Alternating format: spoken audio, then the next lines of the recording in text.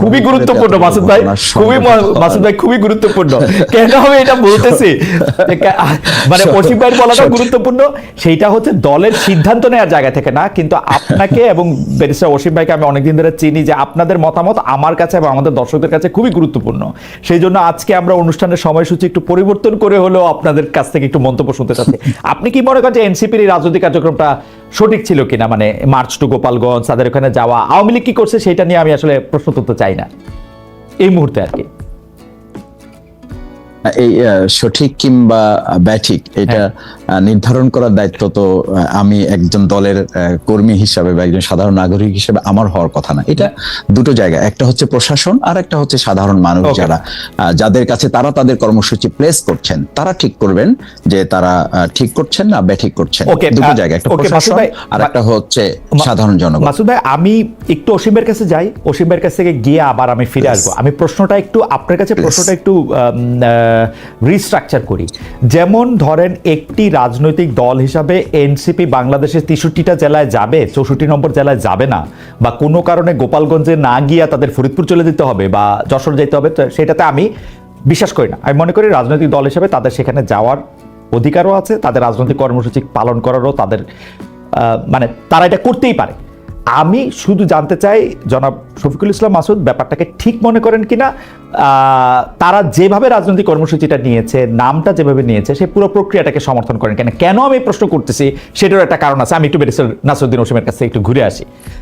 যে ব্যারিস্টার অসীম, আমরা দুটা বিষয় একটু প্রথমে প্রশ্ন করছিলাম, আমরা অনেকক্ষণ পরে আপনাকে পেলাম, নাহলে আরো অনেকক্ষণ আগেই আসতাম আপনার কাছে। আপনি আমাদের দর্শকরাও অপেক্ষা করতেছেন আপনার মন্তব্যের জন্য। আমরা মাসুদ ভাইয়ের কাছে স্পেসিফিক কয়েকটা প্রশ্ন রেখেছিলাম, যে গোপালগঞ্জে যে ঘটনা ঘটলো সেইটাতে প্রশাসনের ব্যর্থতা দেখেন কিনা, প্রশাসনের দায় দেখেন কিনা, এনসিপির এই রাজনৈতিক কার্যক্রমকে সঠিক বলে মনে করেন কিনা, যে রাজনৈতিক কার্যক্রমটা গোপালগঞ্জ অভিমুখে ছিল, এবং সর্বশেষে আপনি এটা মনে করেন কিনা যে যদি সরকার মানে সরকারের যদি কোনো দায় বা দায়িত্ব থাকে, তাহলে সেইটা কি যোগ্যতার অভাবে বা সামর্থ্যের অভাবে, নাকি তাদের ইচ্ছাকৃত? ব্যারিস্টার নাসিরউদ্দিন অসীম, আপনি যদি একটু বলতেন। আমি জনাব খালেদ মহিউদ্দিন, আপনাকে ধন্যবাদ আমাকে আমন্ত্রণ জানানোর জন্য। আমার সঙ্গে ডক্টর শফিকুল ইসলাম মাসুদ, উনি ওনার যদি স্মরণ থাকে নিঃসন্দেহে, যে আমরা 8-10 জন মিলে 2023 সাল 24 সাল তার আগেও মাঝে মাঝে কিন্তু আমরা আন্দোলন নিয়ে প্রতি সপ্তাহে 2 বার অন্তত আপনার স্কাইপিতে আমরা একসঙ্গে কিন্তু সংযুক্ত হতাম ফ্যাসিস্ট বিরোধী আন্দোলনের কর্মপন্থা নিয়ে বা অগ্রগতি নিয়ে।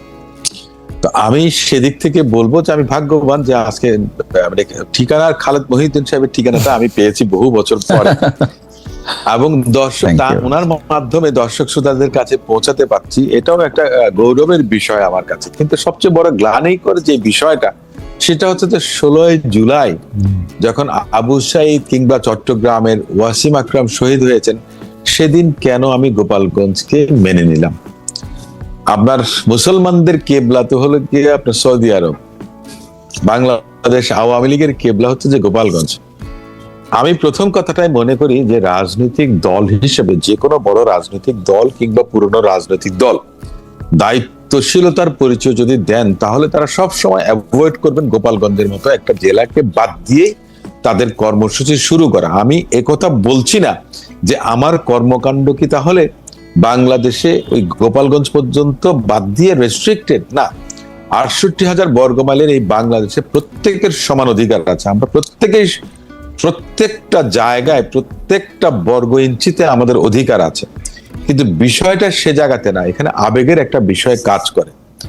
এখন আমি যদি মনে করি যে এই যে দায়িত্বহীনতা কিংবা দায়িত্বশীলতার পরিচয় দেবার কথা, সেটা কি শুধু এককভাবে গোপালগঞ্জের প্রশাসন যথেষ্ট ছিল? আমি মনে করি নিঃসন্দেহে না। আওয়ামী লীগ ক্ষমতায় ছিল, সে সময়ও কিন্তু 15 বছর ফ্যাসিস্ট বিরোধী আন্দোলনে কোন কোন জায়গায় বাংলাদেশ জাতীয়তাবাদী দলের নেতাকর্মীরা থানা ঘেরাও করে রেখেছিল। তার কারণটা ছিল কিরকম?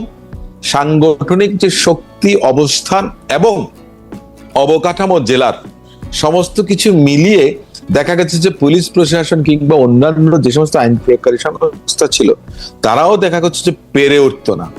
তো সেদিক থেকে আপনি যদি গোপালগঞ্জকে কনসিডার করেন, সেখানে শেখ মুজিবুর রহমান সাহেবের সমাধিস্থল রয়েছে, সঙ্গত কারণে কেউ যদি বলে যে গোপালগঞ্জ অভিযানে যাচ্ছি বা আপনার গোপালগঞ্জ দখল করতে যাচ্ছে, মানে বডি ল্যাঙ্গুয়েজ, যেটা perception we receive from the wording, সেটা কিন্তু একটু এক ধরনের আপনার এটাকে কি বলে, অস্থিতিশীল অবস্থা বা আপনার যেটাই আমরা রাজনৈতিক পরিভাষায় যেটাই বলেন না কিন্তু উত্তপ্তকর একটা পরিবেশ পরিস্থিতি তৈরি করে। ব্যারিস্টার অসীম, অসীম ভাই, আমি আসলে মাসুদ ভাইকে, আপনি যেহেতু একটু ব্যক্তিগত জায়গা থেকে শুরু করলেন, আমি একটু এটা আমারও একটু বলা উচিত। মাসুদ ভাই, অসীম ভাই ইউনিভার্সিটিতে আমাদের নেতা ছিলেন, মানে আমি ছাত্রদল জীবনে করি না, এটাতে আবার ভুল বোঝাচ্ছে, কিন্তু অসীম ভাই যেহেতু ছাত্র নেতাই ছিলেন, অসীম ভাই আপনি আমার লিডার, এটাতে আমার ভুল বোঝাবুঝি তৈরি হতে পারে, আমি ছাত্রদল জীবনে করি না। কিন্তু ঘটনা হইতেছে অসীম ভাই, লিডার হিসেবে আপনাকে একটা প্রশ্ন করি, আপনি কি মনে করতেছেন যে এনসিপি আসলে এই প্রোগ্রামটা 16 জুলাই না করলে ঠিক হইতো, নাকি কখনোই না করলে ঠিক হইতো, মানে এনসিপির এটা করাই উচিত হয় না? আমি একটু আসি, এনসিপি করতে পারতো। দেখুন, বাংলাদেশ জাতীয়তাবাদী দল কিন্তু 5ই আগস্ট 2024 অব্যবহিত পরে একটা প্রোগ্রাম করেছিল, যেখানে স্বেচ্ছাসেবক দলের প্রেসিডেন্ট জিলানিকে আপনার ন্যাক্কারজনক নগ্নভাবে হামলা করা হয়েছে, তার শিশু সন্তান, তার স্ত্রী, তাদেরকে আমি হসপিটালে দেখতে গেছি, তারাও কিন্তু মারাত্মকভাবে আপনার জখম হয়েছিল, তারাও কিন্তু হত্যাকাণ্ডের শিকার হতে পারত। আমি সে কারণেই বলছি যে গোপালগঞ্জ জায়গাটা আওয়ামী লীগের জন্য কেবলা, আওয়ামী লীগের। তো সেক্ষেত্রে অবশ্যই এনসিপির তো অধিকার আছে যে কোনো জায়গায়, যে কোনো রাজনৈতিক দলের যে নিষিদ্ধ না, সে সেখানে যেতে পারবে। এখন আপনি যদি বলেন যে নিষিদ্ধ আওয়ামী লীগ তাদেরকে আক্রমণ করেছে, না গোপালগঞ্জের অধিবাসীরা আক্রমণ করেছে, এটা একটা বিতর্কের বিষয়, ডিবেটের বিষয়।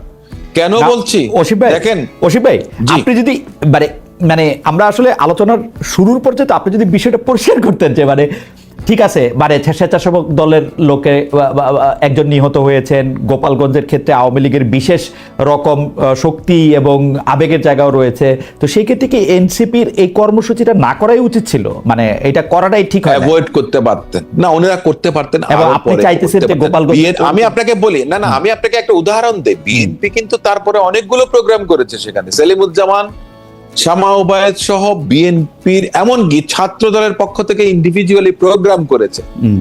এটা আপনার পর্যায়ক্রমে সম্ভব। একটা কথা বলি যে এনসিপি করেছেন যারা অপেক্ষাকৃত তরুণ ভাই বোনরা, আমি তাদেরকে সাধুবাদ জানাই, তারা যে আন্দোলনের নেতৃত্ব দিয়েছেন। আমি সবসময় চেয়েছিলাম যে অঙ্কুরেই যেন কেউ ঝরে না পড়ুক, কিন্তু ওনাদের কর্মকাণ্ডটা দেখে মনে হয়েছে যে ওনাদের প্রত্যাশার থেকে প্রাপ্তিটা এত বেশি হয়ে গেছে যে ওনাদের অবস্থাটা অনেক সময় যে গায়ে মানে না আপনি মোড়ল, এমন ধরনের একটা না কিন্তু অসীম ভাই, আপনারা তো মোড়ল, ওরা তো গায়ে মারে না আপনি মোড়ল, আপনারা তো মোড়ল, কিন্তু আমি জিনিসটা আমি বলতেছি যে ওরা যখন আক্রান্ত হইল বা এই জিনিসটা নিয়ে ওরা যে আক্রান্ত হয়েছে, এটা যে বিএনপি স্বীকার করছে, মানে আমি তর্কের জায়গাটা না, বিএনপির নিন্দা বলছে, বিবৃতি দিছে, যথাসময়ে পাশে থাকার কথা বলছে, এটা সবকিছু ঠিক আছে, কিন্তু গোপালগঞ্জে যখন তারা আক্রান্ত হয়, আপনাদের ওইখানে কিন্তু একটা সিস্টেমেটিক একটা ফোর্স আছে, সিস্টেমেটিক একজন সমর্থক বাহিনী আছে, তারা কেউ গিয়া কিন্তু এনসিপির পাশে এসে দাঁড়ায় নাই, এইটা কেন? কারণ আমি আপনাকে বলি, অপছন্দের কোনো বিষয় না, অপছন্দের কোনো বিষয় এখানে কিন্তু নেই। আমি একটা কথা বারবার বলেছি এবং আমাদের দল থেকেও বলা হয়েছে যে তারা বয়সে অপেক্ষাকৃত ভাবে তরুণ, রাজনৈতিক দল হিসেবে তারা নবীন, তাদের অভিজ্ঞতার আরো প্রয়োজন আছে। সে জায়গাতে তাদের অ্যাওয়ারনেসটা জাগানোর জন্য বাংলাদেশ জাতীয়তাবাদী দলের একজন কর্মী হিসেবে আমি বারবার বলেছি, এমনকি আমাদের দলের কোন সিনিয়র নেতা যদি তাদেরকে কটাক্ষ করে কোনো কটু মন্তব্য করে থাকেন, সেখানে আমি বলেছি যে আমাদের সংযমের পরিচয় দেওয়া উচিত, তাদেরকে উৎসাহ জাগানো উচিত। তাদের সঙ্গে আমাদের ডিফারেন্সটা কোথায়? বাংলাদেশ জামাত ইসলামের সঙ্গে আমাদের ডিফারেন্সটা কোথায়? আসেন না সবাই একসঙ্গে তো আন্দোলন করেছি দীর্ঘ 16-17 বছর, তাহলে আপনার 16-17 মাসের জন্য এক জায়গায় বসে ফেসিস্টকে মোকাবেলা করার জন্য, কিংবা ফেসিস্ট যেন সুযোগ না পায়, সমৃদ্ধ একটা বাংলাদেশ আইনের কারণ হচ্ছে কি জানেন অসীম ভাই, কারণ হচ্ছে আপনারা যেহেতু বুঝে ফেলছেন যে আপনারা ক্ষমতায় যাবেন, সেই জন্য আপনারা কাউকে আর এখন ঠিক সমান মর্যাদা দিতে চান না, আপনারা তাদেরকে কারোর সহযোগী, কারো সহকারী। না খালেদ ভাই, না, খালেদ ভাই, তাই ভুল, এই বিএনপি কথাটা ভুল। হ্যাঁ? এই আমি আপনাকে একটা কথা বলি, দেখুন 5ই আগস্ট যদি এদেশে না হতো, হ্যাঁ। তার আগে কিন্তু রাষ্ট্রধর্মের 31 দফা সংস্কার কর্মসূচি দলের ভারপ্রাপ্ত চেয়ারপারসন জনাব তারেক রহমান সাহেব যুগপৎ আন্দোলনের রাজনৈতিক দলগুলোর সঙ্গে বসে সিদ্ধান্ত নিয়েছেন। 2016 সালে আমার দলের নেত্রী Right. রূপকল্প 2030 দিয়েছিলেন। 27 দফা কর্মসূচি বিএনপির একক কর্মসূচি ছিল।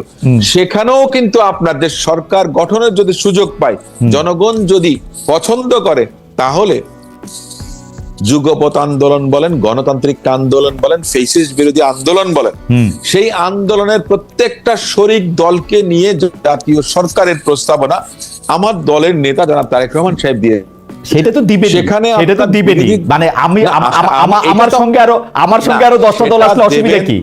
শেখ হাসিনাও তো বিরোধী না, না, দলকে সেটা দেবেন না। এই কথাটা বাংলাদেশে, আমি একটা কথা বলি, that something doesn't exist in the dictionary of politics. না কি বলে? 5ই আগস্টের আগে কেউ শেখ হাসিনা কোনোদিন জাতীয় সরকার ভেবেছিল করছে যে না? শেখ হাসিনা চালিয়ে যাবে? না, না, জাতীয় তো- আমাকে একটা কথা বলেন। জি। শেখ হাসিনা জাতীয় সরকার করেছেন, সেটা একদিনের। শেখ হাসিনার সেটা মোড়কটা একরকম ছিল, কিন্তু শেখ হাসিনা যাবার একদিন আগে এদেশের কোন নাগরিক কি বিশ্বাস করতো দাঁড়া। যে শেখ হাসিনা কোনোদিন না, বিদায় নেবে? আমি শুধু একটা, আমার এই প্রসঙ্গে খালি একটা লিটমাস টেস্ট আছে। ধরেন আপনারা জাতীয় সরকার করতে চান, সবার নিয়ে সরকার করতে চান, আপনারা কি সরকার প্রধানের দায়িত্বটা বিএনপি ছাড়া আর কাউরে দিবেন?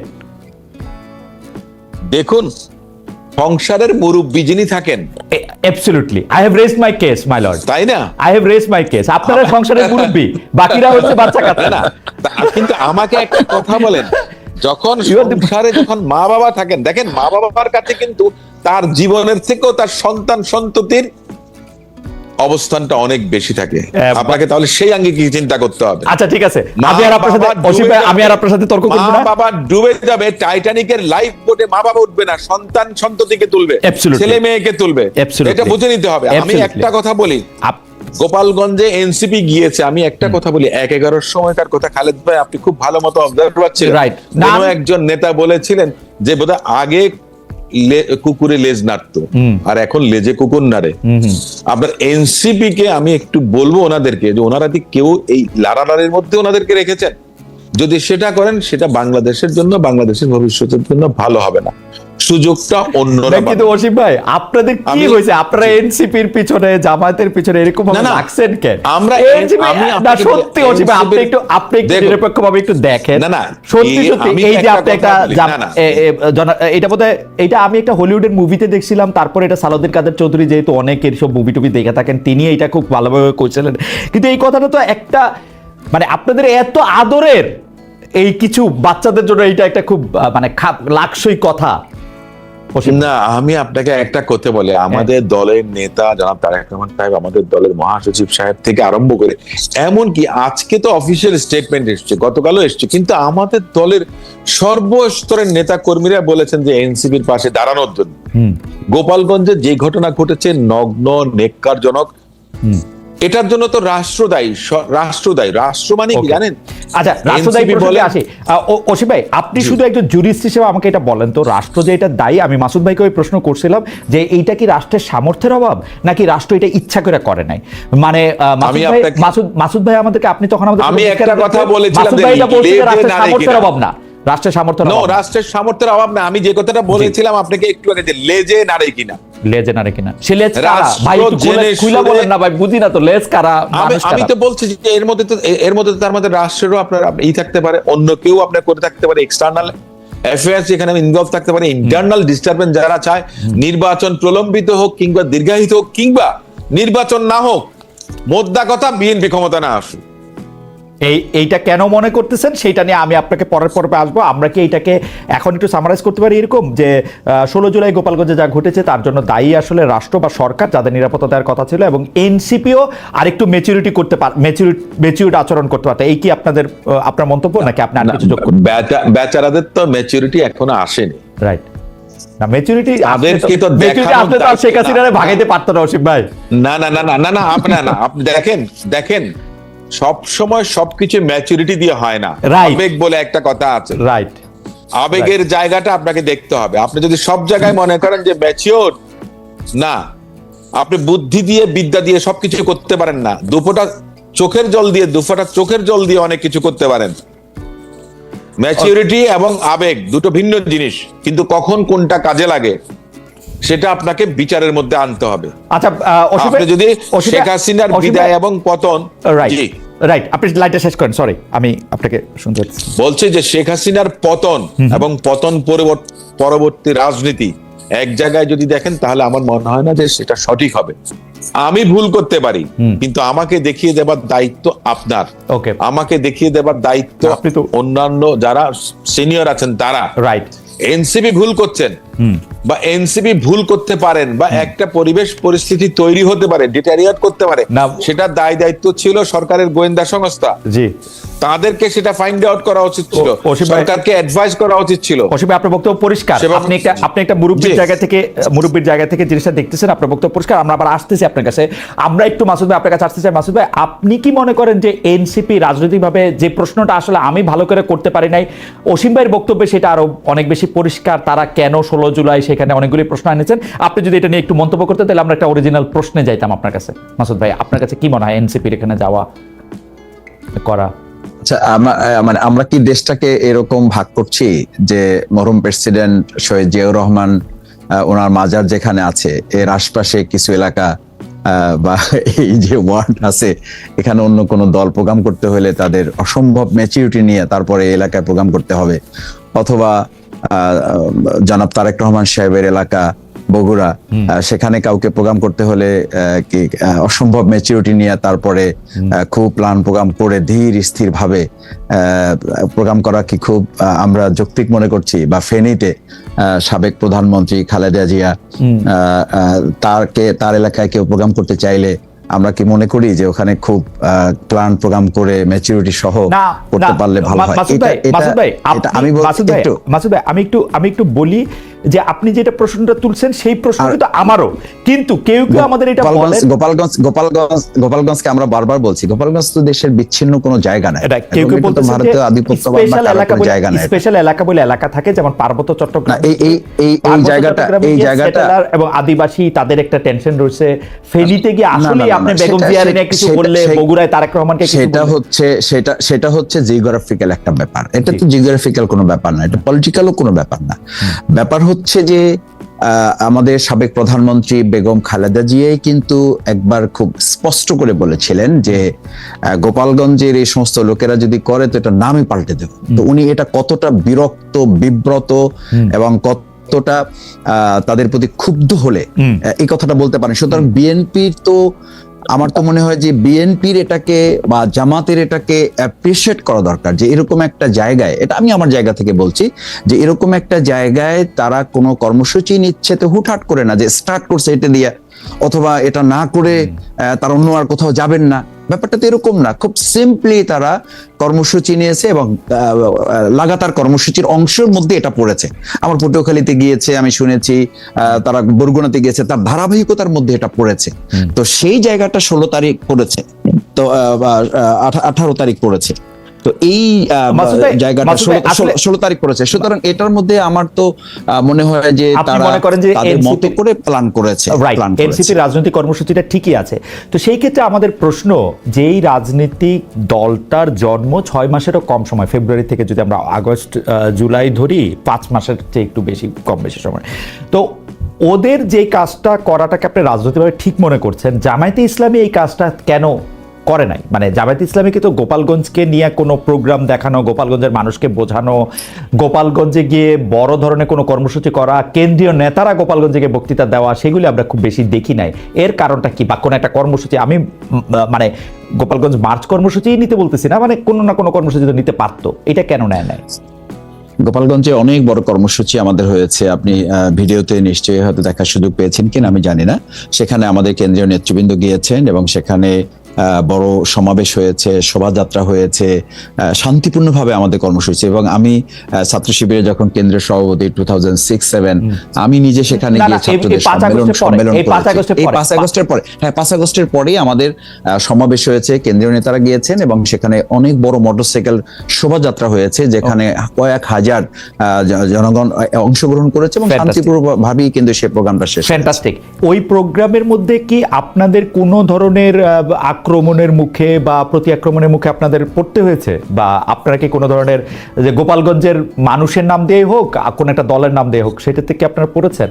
না, আমি তো বললাম যে আমাদের শান্তিপূর্ণভাবে আমাদের প্রোগ্রাম শেষ হয়েছে। এর একটা কারণ কি এই যে আপনারা আসলে সরাসরি কোনো একটি দলকে, পক্ষকে, ব্যক্তিকে, জীবিত বা মৃত কাউকে আক্রমণ করে কথা বলেন না, এইটা কি এর কারণ? কারণটা তো আমরা মনে করি যে এখানে আমাদের গণতান্ত্রিক একটা অধিকারের জায়গা নিয়ে আমরা কাজ করেছি, কথা বলেছি। এখন যারা আক্রমণ করেছে, এই আক্রমণের প্রেক্ষাপটটা তখন আওয়ামী লীগ বা ছাত্রলীগ বা যুবলীগের যারা আছে তারা হয়তো সাহস করে নাই জামাত ইসলামের মতো, ইসলামী ছাত্র শিবিরের মতো একটা পার্টিকে তারা অ্যাটাক করবে এরকম একটা অবস্থায়। সেই জায়গাটা জামাত ইসলাম একটা সংগঠিত এবং একটা ম্যাচিউর দল, এবং এনসিপি একটা অসংগঠিত ম্যাচিউরের ব্যাপার বলছি না, ম্যাচিউরিটি, তবে এটা তো ঠিক যে জামাত ইসলামী 1941 সাল থেকে একটা রাজনৈতিক দল, এবং আমাদের একেবারে ইউনিট পর্যন্ত একটা সংগঠন বিস্তৃত, এবং সেখানকার মানুষের সাথে আমাদের দীর্ঘ এই 50-60 বছর ধরে তাদের সাথে আমাদের ওঠা বসা, সেই মানুষদের সাথে আমাদের সম্পর্ক, তাদের সাথে আমাদের ইন্টারাকশনটা ঠিক আছে মাসুদ ভাই, তাহলে কি অন্য এখন ওই যেটা আপনি বলছেন যে 6 মাসের ইন্টারাকশনটা তো একরকম হবে না। তো একরকম হবে না বলে কি আজকে নতুন করে কেউ কোনো একটা কথা বলতে চাইলে অ্যাটাক করা হবে? এক্স্যাক্টলি, অ্যাটাক করাটা মানে ওই পক্ষের কথাই আসছে না, কিন্তু তাহলে কি আমরা অসীম ভাইয়ের বক্তব্যেরই সমর্থন জানাচ্ছি না? অসীম ভাই বলতেছিলেন যে এটা করাও যাইতো ধীরে ধীরে, এটা সমর্থন, এটা না না, এটা সমর্থন বা সমর্থনের ব্যাপার না। যে আমার ম্যাচিউরিটি নাই, আমি আজকে 6 মাস হয়েছে বা আমার 40 বছর হয় নাই, তাহলে কি আমি কোন একটা এলাকায় গিয়ে আমি আমার কথা বলতে পারবো না? এটা তো হইতে পারে না মাসুদ ভাই, এটা যথার্থ নয়। এটা যথার্থ নয় মাসুদ ভাই। ঘটনাটা তো আসলে এখন ঘটে গেছে। আমরা যদি একটু নিরপেক্ষভাবে আপনার বিশ্লেষণ আশা করি, যে আপনি গিয়ে এখানে সভা করতেছেন, বিএনপি অনেকগুলি সভা করেছে বলে অসীম ভাই বললো, আপনাদের শান্তিপূর্ণভাবে, আপনি বললেন শান্তিপূর্ণভাবে এটা হয়েছে, এরকম কোনো কিছুই হয় নাই। এটা একটা কারণ হতে পারে জামাত ইসলাম একটা সংগঠিত দল, 1941 সাল থেকে সেখানে আসছে, এবং তাদের বক্তব্যের মধ্যেও কাউকে আক্রমণ করে কোনো কথা, মানে জামাত ইসলাম অবশ্যই এরকম কথা বলেও না, ছিলও না। তো যদিও জামাত ইসলামী এবং বিএনপি আওয়ামী লীগের শাসনামলে সবচেয়ে মজলুম দল, মানে মজলুম শব্দের অর্থ তো আমরা দর্শকরা যেভাবে বুঝি সেই হিসাবেও সবচেয়ে মজলুম দল বিএনপি, জামাত ইসলাম নির্যাতিত, হ্যাঁ সবচেয়ে নির্যাতিত দল। তো সেই ক্ষেত্রে আপনাদের উপর কোনো কিছু কিন্তু কোনো অ্যাটেম্প নেওয়া হয় নাই, কোনো আক্রমণ করা হয় নাই, গোপালগঞ্জকে তখন আলাদা জেলা মনে করা হয় নাই। এনসিপির ক্ষেত্রে যেটা করা হয়েছে, আপনি কি আর 1 মিনিট বলবেন যে এইটা আপনি আসলে কি কারণ দেখেন, মানে ওরা কেন করলো সেটা বাদ দিয়া এনসিপির ক্ষেত্রে আক্রমণটা করতে ওরা কেন সাহস করলো, সেটা যদি আমাদেরকে একটু বলেন মাসুদ ভাই। এখানে তিনটা ছোট পয়েন্ট বলি। একটা হচ্ছে যে জুলাই আগস্টের ভূমিকায়, এই জুলাই যোদ্ধা হিসাবে তাদের একটা অগ্রণী ভূমিকা আছে, সেটা আওয়ামী লীগের গাত্রদাহ বা তাদের একটা প্রতিশোধ পরায়ণতার কারণ হতে পারে। নাম্বার 2 হচ্ছে যে এই নির্বাচন বিলম্বিত করা অথবা নির্বাচনকে তাড়াহুড়ো করা, দুটো কারণেই কিন্তু পাবলিক পারসেপশনের মধ্যে আছে। যে আমরা কেউ মনে করছি যে কেউ নির্বাচন বিলম্বিত করতে চায়, আবার কেউ কিন্তু এটাও মনে করছে যে সরকারকে, পরিস্থিতিকে অস্থিতিশীল করে দ্রুত নির্বাচনটা আদায় করার একটা প্রক্রিয়াও কেউ করতে পারেন কিনা। নাম্বার 3 হচ্ছে প্রশাসনের মধ্যে যারা আছেন তারা হয়তো এটাকে একটা সুযোগ হিসাবে গ্রহণ করেছেন। এই সুযোগটা বিএনপির ক্ষেত্রে তারা প্রয়োজন মনে করেন নাই, এই সুযোগটা জামাতের ক্ষেত্রে প্রয়োজন মনে করেন নাই, সেটা হয়তো এনসিপির ক্ষেত্রে মনে করতে পারেন। তো সেটা প্রোটেক্ট করার দায়িত্ব তো সরকারের নেওয়া উচিত ছিল।